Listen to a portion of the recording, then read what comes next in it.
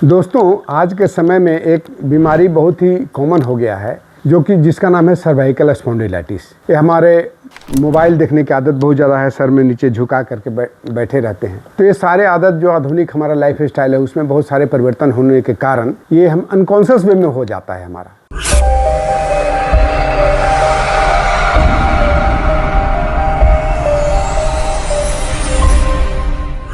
दोस्तों, आज के समय में एक बीमारी बहुत ही कॉमन हो गया है जिसका नाम है सर्वाइकल स्पॉन्डिलाइटिस। इसका मुख्य कारण है कि हम कंप्यूटर पर बैठे रहते हैं बहुत देर तक लगातार किसी एक पोजीशन में। ये हमारे मोबाइल देखने की आदत बहुत ज़्यादा है, सर में नीचे झुका करके बैठे रहते हैं। तो ये सारे आदत जो आधुनिक हमारा लाइफ स्टाइल है उसमें बहुत सारे परिवर्तन होने के कारण ये हम अनकॉन्शियस वे में हो जाता है हमारा। तो इसके लिए हम योगा में बहुत अच्छे से समाधान है, और यदि आप डेली करें तब तो ये जीवन में कभी होगा ही नहीं। तो इसमें पहले थोड़ा सा कंपोजिशन समझ लेते हैं अपना सर्वाइकल का। तो हमारे सर्वाइकल जो होता है वो उसमें 7 बोन्स होते हैं, C1 to C7। उसमें पहला बोन जो C1 है वो हमारे आगे पीछे सर को करता है। C2 है वो हमारे साइडवर्ड मूवमेंट में काम आता है, जिसमें नो या जो भी करते हैं। और तीसरा से लेकर के 7वां तक है वो रोटेशन के लिए इंपॉर्टेंट होता है, रोटेशन के लिए जिम्मेवारी होती है उसकी। साथ साथ में हमारे जितने जो छोटे छोटे बोन्स हैं सर्वाइकल के बोन्स, उसके बीच में पैड्स रहते हैं, कुशन टाइप का पैड होता है जो कि उसको फ्लेक्सिबल बनाता है। आगे पीछे घूमने में जब भी घूमता है तो उसमें एक गद्दे के रूप में काम करता है। तो इतना हम समझ लेते हैं। उसके साथ साथ में बहुत सारे लिगामेंट्स हैं, मसल्स है, उसके अलावा नर्वस है, हजारों नर्व्स यहाँ से पार करते हैं। तो ये सारे प्रॉब्लम्स हैं जो सारे हमारे अवयव हैं जो कि प्रॉब्लम दे सकते हैं। तो चलिए हम एक बहुत सारे कॉमन कुछ ऐसे आसन बताता हूँ जो कि आपको सर्वाइकल के प्रॉब्लम को ठीक भी करेगा और साथ साथ में आगे होने भी नहीं देगा। यदि अभी नहीं है तो आगे फ्यूचर में कभी नहीं होगा। तो चलिए इसके लिए मैं आपको कुछ योगासन बताने जा रहा हूँ और कुछ प्राणायाम बताऊंगा। तो योगा में हमें सबसे पहला इंपॉर्टेंट है कि नेक मूवमेंट करना होता है। इसमें नेक मूवमेंट में ध्यान रखिएगा, जिनको एक्टिव सर्वाइकल स्पॉन्डिलाइटिस की प्रॉब्लम अभी है वो सर को आगे नहीं झुकाएंगे, ठीक है, ये ध्यान रखना है। तो सबसे पहले नेक मूवमेंट में मैं आपको बताता हूँ कि इसमें क्या करेंगे। गर्दन को इस तरह से ऐसे लेके जाएंगे, ऐसे, फिर सीधा लेके आएंगे। यदि हो सके तो श्वास को इसके साथ जोड़ लीजिए तो ज़्यादा अच्छा रहेगा। आप आराम से किसी भी आसन में बैठ जाइए, बेटर रहेगा। यदि आप वज्रासन में बैठ जाते हैं तो आपको इसमें बॉडी स्ट्रेट हो जाता है, सीधा हो जाता है, तो ये आपको ज़्यादा आसान करेगा यदि बैठ सकते हैं तो। नहीं तो सुखासन में बैठे रहिए। फिर सर को ऐसे लेके जाइए, और जिनको एक्टिव नहीं है वो नीचे भी लेके जा सकते हैं, लेकिन जिनको अभी प्रॉब्लम है उनको सर आगे की तरफ नहीं लेके जाना है, किसी भी सूरत में उनको आगे नहीं लेके जाना है। तो कैसे करेंगे नेक मूवमेंट उस पोजीशन में? तो आप ऐसे लेके आइए, फिर सीधा रहिए। कॉन्शियस पूरा होना चाहिए, आपको कॉन्शियसनेस बरकरार रहनी चाहिए, उसमें कहीं कोई कमी नहीं होना चाहिए। ध्यान बराबर आपको अपने गर्दन पर रहना है, नेक पर रखना है।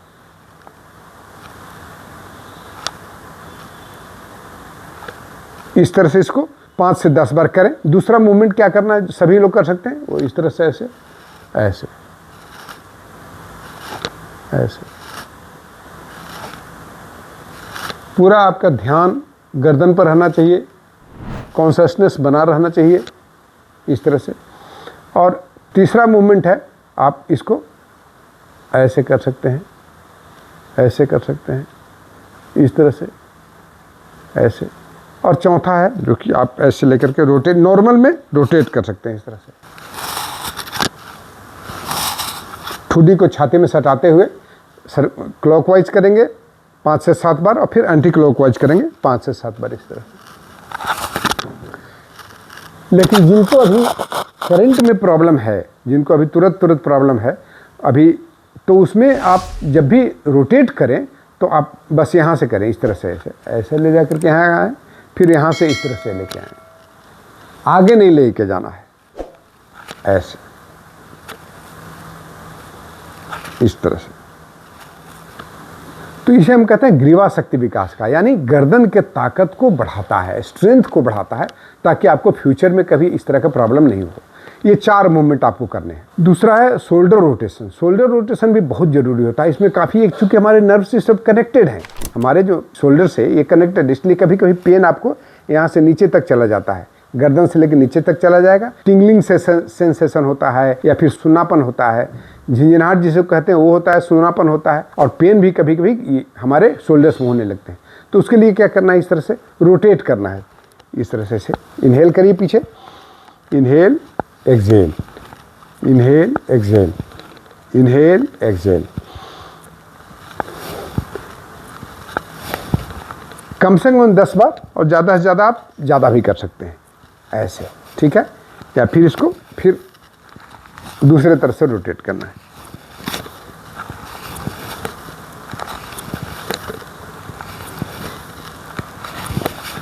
पीछे जाए तो सांस लें, आगे जाए तो सांस छोड़ें। इसको 10 बार कम से कम क्लॉकवाइज, 10 बार 10 टाइम्स एंटी क्लॉकवाइज करें, ठीक है। उसके बाद हम कुछ आसन बताने जा रहे हैं। एक सबसे अच्छा आसन है इसमें उत्तान मंडूकासन। उसके लिए क्या करना है, कोई वज्रासन में बैठ जाना, इस तरह से ऐसे बैठ जाइए ऐसे, और दायां हाथ को बाएं कंधे पर लेके चले जाइए, और बाएं हाथ को दाहिने कंधे पर लेके जाइए, बस इस तरह से। और इस श्वास इसमें इसको श्वासों के साथ करना जरूरी है। आप लंबी गहरी श्वास भरें, लंबी गहरी श्वास छोड़ें।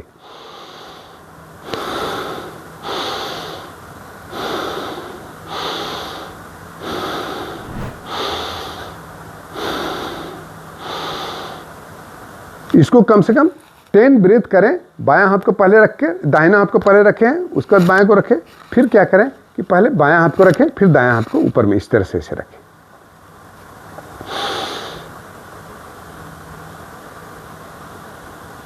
ठीक है, तो इसको आप 10 ब्रेथ तक उस पोजीशन में आप रहें, ठीक है।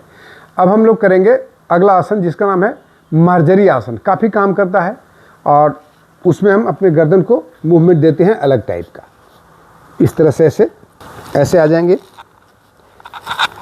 कंधे के जस्ट सामने में इस तरह से अपने हथेलियाँ रखेंगे, और नीचे ऐसे, ठीक है। अब क्या करेंगे, सर को ऊपर की तरफ लेके जाएंगे, कैटन, इसको काऊ एंड कैट पोज कहते हैं। सर को ऊपर लेके गए, अपना ये पीछे, ये आगे लेके गए, इस तरह से ऊपर उठाए, फिर इस तरह से ऐसे करेंगे।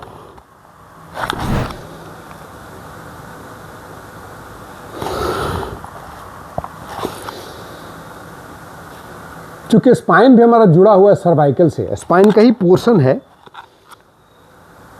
सर्वाइकल, इसलिए यदि डिसलोकेट हो गया है तो वो ठीक हो जाएगा। इसको 5 to 10 टाइम्स इसी तरह से करें। कमर को पीछे उठाएं, सर को ऐसे उठाएं, श्वास लें, फिर ऐसे करते हुए श्वास छोड़ें। इनहेल आउट, 10 टाइम्स इसको करना है। अगला आसन करेंगे भुजंगासन। बहुत ही आसान है, सभी लोग कर सकते हैं, कोई परेशानी नहीं इसमें। तो आप इसमें क्या करेंगे, आप पेट के बल पर लेट जाइए इस तरह से ऐसे,